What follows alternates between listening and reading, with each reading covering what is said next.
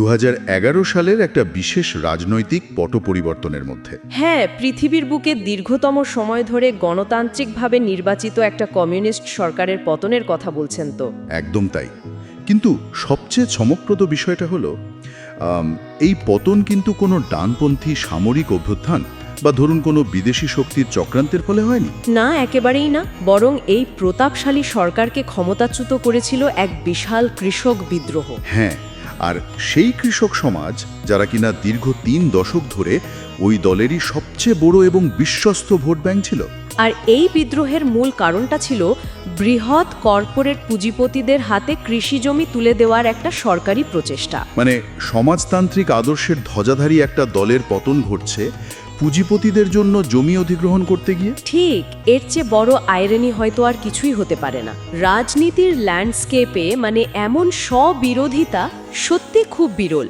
একটা রাজনীতিক দল কিভাবে একেবারে শূন্য থেকে শিখরে পৌঁছয়, তারপর ক্ষমতার শীর্ষে বসে কিভাবে তারা সাধারণ মানুষের মনস্তত্ত্ব থেকে সম্পূর্ণ বিচ্ছিন্ন হয়ে পড়ে, এবং সবশেষে অস্তিত্ব রক্ষার তাগিদে কিভাবে তারা নিজেদের রূপান্তর ঘটায়। একদম। বিশ্ব রাজনীতিতেও এর এমন নিখুঁত কেস স্টাডি খুব বেশি নেই। আর ঠিক সেই কারণেই আজ আমরা এই বিশাল ক্যানভাসের একটা গভীর বিশ্লেষণে প্রবেশ করছি। আমাদের আজকের আলোচনার টেবিলে রয়েছে চমৎকার সব উৎসের এক বিশাল স্তূপ। হ্যাঁ, অনেকগুলো ডকুমেন্ট আছে আমাদের কাছে। যার মধ্যে রয়েছে ঐতিহাসিক দলিল, তাত্ত্বিক দ্বৈপায়ন ভট্টাচার্য এবং রণবীর সমাদ্দারের একাডেমিক প্রবন্ধ, তারপর ধরুন সিপিআইএম-এর 2002 সালের 25 বর্ষপূর্তির একটা লিফলেট, সাথে বেশ কিছু খবরের প্রতিবেদনও রয়েছে। হ্যাঁ, এবং একেবারে টাটকা মানে 2026 সালের বিধানসভা নির্বাচনের 192 জনের প্রথম প্রার্থী তালিকা। তবে মূল আলোচনায় প্রবেশ করার আগে একটা বিষয় খুব স্পষ্টভাবে জানিয়ে রাখা প্রয়োজন। একটা ডিসক্লেমার দেওয়া দরকার। হ্যাঁ, ঠিক। এই তথ্য ভাণ্ডারের মধ্যে তীব্র রাজনৈতিক মতাদর্শ মানে বাম এবং ডানপন্থী উভয় দিকই রয়েছে, এবং রয়েছে বেশ কিছু স্পর্শকাতর ও রক্তক্ষয়ী ইতিহাসের উল্লেখ। আমাদের উদ্দেশ্য কিন্তু এখানে কোনো নির্দিষ্ট রাজনৈতিক দলের মতাদর্শকে সমর্থন করা বা খণ্ডন করা নয়। একদমই না। আমরা এখানে সম্পূর্ণ নিরপেক্ষ বিশ্লেষক হিসেবে এই রাজনৈতিক যন্ত্রের উত্থান, স্থবিরতা এবং পুনর্নির্মাণের কৌশলগুলোকে ব্যবচ্ছেদ করে বোঝার চেষ্টা করব। মূল উৎসগুলোতে যে ধারণাগুলো রয়েছে স্রেফ সেগুলোই সহজভাবে তুলে ধরব। এটাই আমাদের মূল কাজ। এই বিপুল তথ্যের ভেতর থেকে সেই প্যাটার্ন বা নকশাগুলোকে খুঁজে বের করা, হ্যাঁ, যা একটা সরকারের 3 দশকেরও বেশি সময় ধরে টিকে থাকার রসায়ন এবং তাসের ঘরের মতো ভেঙে পড়ার কারণগুলোকে স্পষ্ট করে তোলে। যারা রাজনীতি আর ইতিহাসের উত্থান পতন খুব অল্প সময়ে গভীরে বুঝতে ভালোবাসেন, তাদের জন্য এটা একটা মাস্টার ক্লাসের মতো হতে চলেছে। তাহলে চলুন শুরু করা যাক এই সাম্রাজ্যের ভিত গড়ার গল্প দিয়ে। পাল্টা 1977, বামফ্রন্টের অপ্রত্যাশিত এবং বিপুল জয়। প্রথমে কিন্তু জনতা পার্টির সাথে তাদের আসন সমঝোতার কথা চলছিল। হ্যাঁ, বামফ্রন্ট তো 52% আসন ছাড়তেও রাজি ছিল। কিন্তু সেই সমঝোতা ভেস্তে যায়। এরপর বামফ্রন্ট একাই লড়ে 294টি আসনের মধ্যে 231টি আসনে জিতে যায়। বিপুল জয়। আর ক্ষমতায় আসার পরই তারা শুরু করে তাদের বিখ্যাত সেই 2 পায়ে হাঁটা বা ওয়াকিং অন 2 legs নীতি। একদিকে ভূমি সংস্কার এবং অন্যদিকে পঞ্চায়েত ব্যবস্থা। আচ্ছা, এই যে অপারেশন বর্গা, এটা তো শুধু জমি বিলি করার কোনো সাধারণ সরকারি প্রকল্প ছিল না, তাই না? একদমই না। এটা ছিল গ্রামীণ ক্ষমতার সমীকরণকে আক্ষরিক অর্থে পাল্টে দেওয়া। 14 লক্ষ ভাগ চাষিকে যখন জমি থেকে উচ্ছেদের ভয় থেকে আইনি মুক্তি দেওয়া হলো, তখন তারা শুধু অর্থনৈতিকভাবেই স্বাবলম্বী হলো না, তারা হয়ে উঠল শাসক দলের এক দুর্ভেদ্য রাজনৈতিক ঢাল। এই রাজনৈতিক ঢাল তৈরির প্রক্রিয়াটা কিন্তু অত্যন্ত সুপরিকল্পিত ছিল। বিষয়টা একটু খুলে দেখা যাক। এটা অনেকটা এমন যেন একটা পুরনো জমিদার বাড়ির চাবি পেয়েই ভাড়াটেদের সেই বাড়ির মালিকানা দিয়ে দেওয়া। দারুণ উদাহরণ। যদি আমরা পরিসংখ্যানের দিকে তাকাই, সারা ভারতে মোট যে পরিমাণ উদ্বৃত্ত জমি বণ্টিত হয়েছিল তার 20%ই কেবল পশ্চিমবঙ্গে হয়েছিল। মাই গড, 20%! হ্যাঁ, এর ফলে কৃষিতে বোরো ধানের এক বিশাল বিপ্লব ঘটে এবং পশ্চিমবঙ্গ চাল উৎপাদনে দেশের শীর্ষে চলে যায়। আর তার সাথেই 1978 সালে পঞ্চায়েত নির্বাচনের মাধ্যমে ক্ষমতার যে বিকেন্দ্রীকরণ হলো তা ভারতের ইতিহাসে অভাবনীয়। কিন্তু এখানে একটা সূক্ষ্ম বিষয় বোঝার আছে। কিরকম? বামফ্রন্ট জানতো যে ভারতের মতো একটা পুঁজিবাদী সামন্ততান্ত্রিক রাষ্ট্র কাঠামোর মধ্যে বসে একটা রাজ্যের ক্ষমতায় থেকে কোনো খাঁটি সমাজতন্ত্র বা সোশ্যালিস্ট রেভলিউশন কায়েম করা সম্ভব নয়। ও হ্যাঁ, এই প্রসঙ্গেই 1985 সালে তৎকালীন মুখ্যমন্ত্রী জ্যোতি বসুর একটা বক্তব্য খুব প্রাসঙ্গিক। তিনি স্পষ্টই বলেছিলেন যে তাদের এই পুঁজিবাদী কাঠামোর সীমাবদ্ধতার মধ্যেই কাজ করতে হচ্ছে। একদম। তার তারা এই ভূমি সংস্কার বা ক্ষমতার বিকেন্দ্রীকরণকে কোনো ইউটোপিয়ান সমাজতন্ত্রের মডেল হিসেবে দেখেনি। তারা এটাকে একটা রাজনৈতিক হাতিয়ার হিসেবে ব্যবহার করেছিল, তাই তো? ঠিক তাই। প্রান্তিক মানুষ, বিশেষত ধরুন দলিত, আদিবাসী এবং মহিলাদের ক্ষমতায়নের স্বাদ দেওয়ার মাধ্যমে তারা এমন এক বিশাল এবং ঐকনিষ্ঠ ভোট ব্যাংক তৈরি করেছিল যা তাদের সাংবিধানিক কাঠামোর মধ্যেই এক নিরঙ্কুশ রাজনৈতিক আধিপত্য এনে দেয়। আর এই প্রশাসনিক নিয়ন্ত্রণের একটা অত্যন্ত ইতিবাচক দিকও আমরা দেখতে পাই। হ্যাঁ, সেই দাঙ্গা নিয়ন্ত্রণের বিষয়টা ঠিক 2002 সালের 25 বর্ষপূর্তির লিফলেট থেকে জানা যায় 1984 সালের শিখ বিরোধী দাঙ্গা বা 1992 সালের বাবরি মসজিদ ধ্বংসের মতো জাতীয় স্তরের অস্থির সময়েও রাজ্যে কোনো বড় সাম্প্রদায়িক দাঙ্গা হতে দেওয়া হয়নি। দাঙ্গা নিয়ন্ত্রণ বা সামাজিক সুরক্ষা নিশ্চিত করা নিঃসন্দেহে তাদের সেই সময়ের প্রশাসনিক সাফল্যের একটা বড় দিক। কিন্তু একটা ব্যাপার আছে। হ্যাঁ, দীর্ঘস্থায়ী এবং নিরঙ্কুশ ক্ষমতার একটা নিজস্ব অভিকর্ষজ বল থাকে। এই বিপুল জনসমর্থনে 90-এর দশকের দিকে এসে তাদের অহংকার এবং স্থবিরতার কারণ হয়ে দাঁড়ালো। এখানেই বোধহয় আমাদের তাত্ত্বিক দৈপায়ন ভট্টাচার্য এবং রণবীর সমাদ্দারের বিশ্লেষণের দিকে তাকাতে হবে। একদম। তারা দেখাচ্ছেন কিভাবে একটা নির্বাচিত সরকার ধীরে ধীরে একটা আধিপত্যবাদী বা হেজেমনিক শক্তিতে পরিণত হলো। হ্যাঁ, জন্ম হলো সেই বহু চর্চিত শব্দবন্ধের পার্টি সমাজ। পার্টি সমাজ বিষয়টা এমন একটা জায়গায় পৌঁছলো যে নাগরিক এবং রাষ্ট্রের মাঝখানে পার্টি একটা অলঙ্ঘনীয় দেয়াল বা একটা ফিল্টার হিসেবে দাঁড়িয়ে গেল। সাধারণ মানুষের প্রাত্যহিক জীবনের যে কোনো সমস্যা, তা সে জমি জমা সংক্রান্ত বিবাদ হোক, স্বামী স্ত্রীর কলহ হোক, বা ধরুন স্কুলে ভর্তির সমস্যা, সব কিছুর সমাধানের জন্য মানুষকে পুলিশের কাছে বা প্রশাসনের কাছে না গিয়ে পার্টির জোনাল অফিসে যেতে হতো। রণবীর সমাদ্দারের ভাষায় স্থানীয় নেতারা এক একজন ব্যারেন বা জমিদারের মতো আচরণ করতে শুরু করলেন। ঠিক। দলের প্রতিটি শাখা প্রশাখা সমাজের এমন গভীরে প্রবেশ করল যে সরকার এবং পার্টির মধ্যে কোনো তফাৎ রইল না। আর এই নিরঙ্কুশ ক্ষমতার টিকে রাখার জন্যই তো জন্ম নিল এক ভয়াবহ পেশি শক্তির রাজনীতি। হ্যাঁ, সেই সশস্ত্র ক্যাডার বাহিনী যাদের পরবর্তীতে হারমাদ বলে অভিহিত করা হয়। বিরোধী রাজনৈতিক স্বরকে নিশ্চিহ্ন করে এলাকা দখলের রাজনীতি শুরু হলো।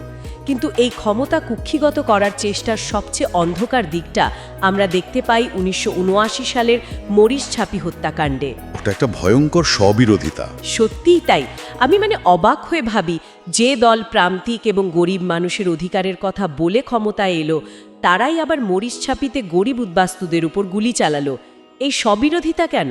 হ্যাঁ, যে সরকার 1984 বা 1992 সালে সংখ্যালঘুদের রক্ষা করার দাবি করে, তারাই 1979 সালে পূর্ব পাকিস্তান থেকে আসা দলিত বা নমশূদ্র উদ্বাস্তুদের উপর গুলি চালায়। সুন্দরবনের মরিচঝাপি দ্বীপে আশ্রয় নেওয়া ওই গরিব মানুষগুলোকে জোরপূর্বক উচ্ছেদ করতে গিয়ে পুলিশি গুলি, অবরোধ আর অনাহারে অসংখ্য মানুষের মর্মান্তিক মৃত্যু হয়।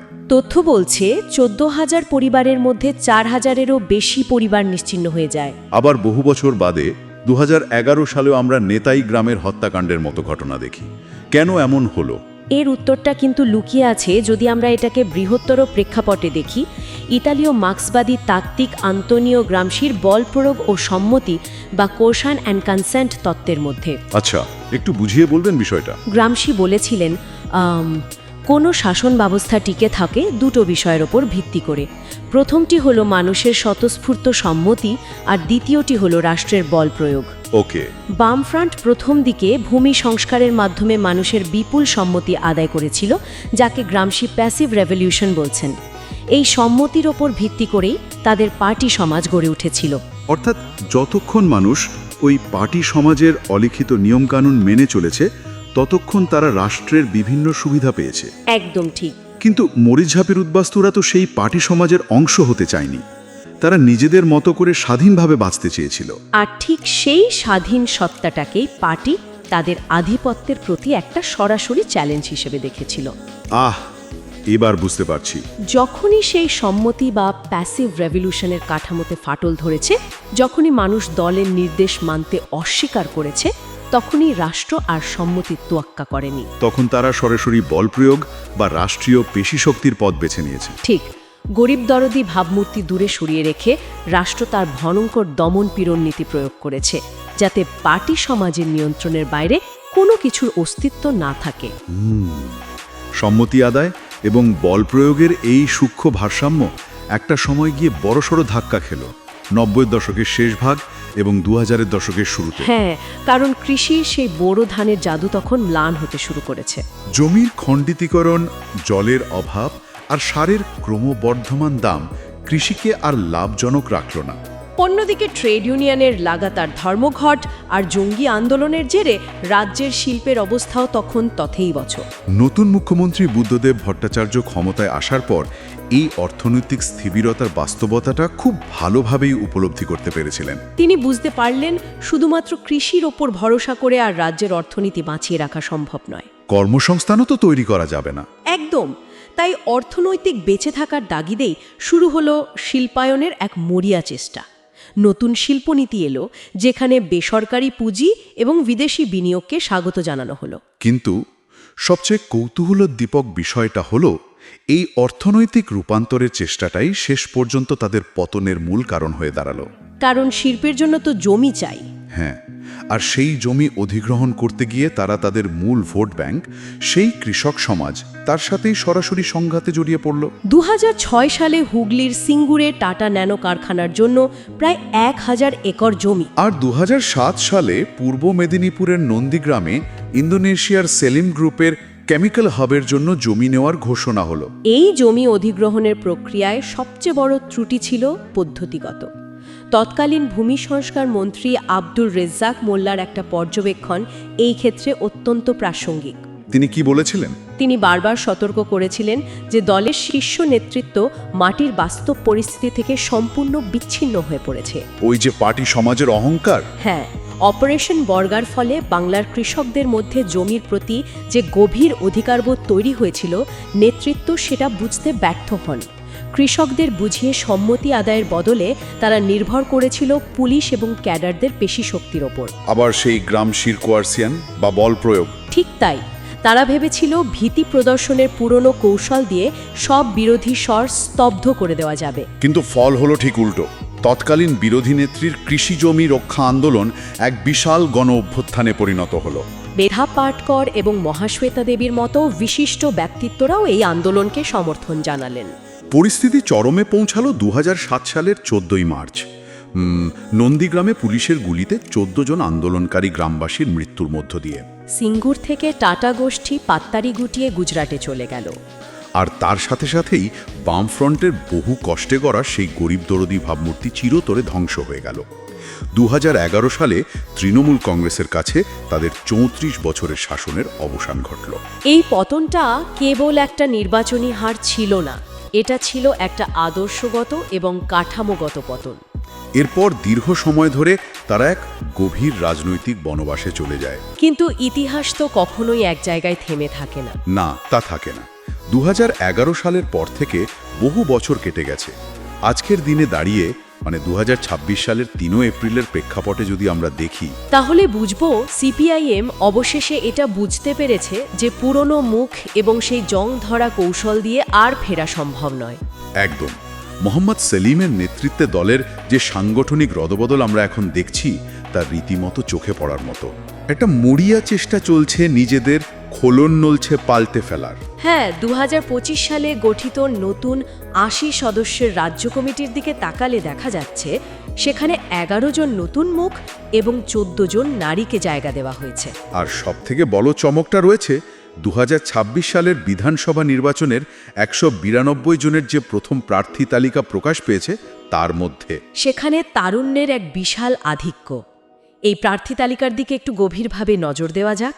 হ্যাঁ, যেমন ধরুন 185 নম্বর কেন্দ্র উত্তরপাড়া থেকে লড়ছেন মীনাক্ষী মুখার্জি। আবার 110 নম্বর কেন্দ্র দমদম উত্তর থেকে লড়ছেন জেএনইউ এর প্রাক্তনী দীপশিতা ধর। এই মুখগুলো কিন্তু কোনোভাবেই সেই পুরনো আধিপত্যবাদী নেতাদের মতন নয়। তাহলে এই সব কিছুর অর্থ কি দাঁড়াচ্ছে? এটি একটা গুরুত্বপূর্ণ প্রশ্নের জন্ম দেয়। যে প্রজন্মের ভোটাররা বামফ্রন্টের সেই স্বর্ণযুগ দেখেনি, বরং শুধু সিঙ্গুর নন্দীগ্রামের রক্তপাত আর পতনের ইতিহাস শুনে বড় হয়েছে, তারা কি এদের বিশ্বাস করবে? হ্যাঁ, এই নতুন মুখের তরুণ প্রার্থীরা কি পারবে তাদের বিশ্বাস অর্জন করতে? এরা কিন্তু একটা সম্পূর্ণ বিকল্প বয়ান তৈরি করছেন।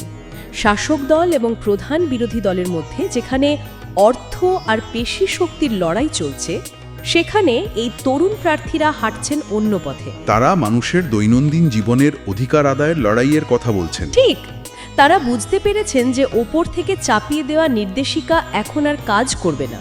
তাই তারা রাস্তায় নেমে সাধারণ মানুষের দৈনন্দিন বাঁচার সমস্যাগুলোকে হাতিয়ার করছেন। রাজ্যে কর্মসংস্থানের তীব্র অভাব, শিক্ষাক্ষেত্রে দুর্নীতি, হ্যাঁ, এবং নারী সুরক্ষার মতো বিষয়গুলোকে সামনে আনছেন তারা। মীনাক্ষী বা দীপশিতারা যখন প্রচার করছেন, তখন তারা লিঙ্গ বৈষম্য দূরীকরণ বা প্রান্তিক মানুষের অর্থনৈতিক অধিকারের কথা এমন ভাষায় বলছেন যা নতুন প্রজন্মের স্পন্দনের সাথে মিলে যায়।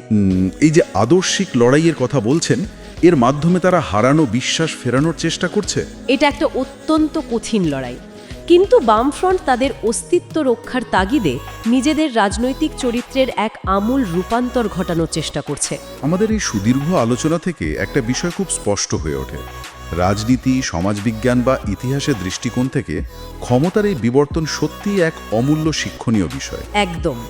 জ্যোতি বসুর ঐতিহাসিক ভূমি সংস্কার থেকে শুরু করে নিরঙ্কুশ ক্ষমতার দম্ভে এবং পার্টি সমাজে জাতাকলে পড়ে কিভাবে তা জনবিচ্ছিন্ন হয়ে পড়ল, আমরা তা দেখলাম।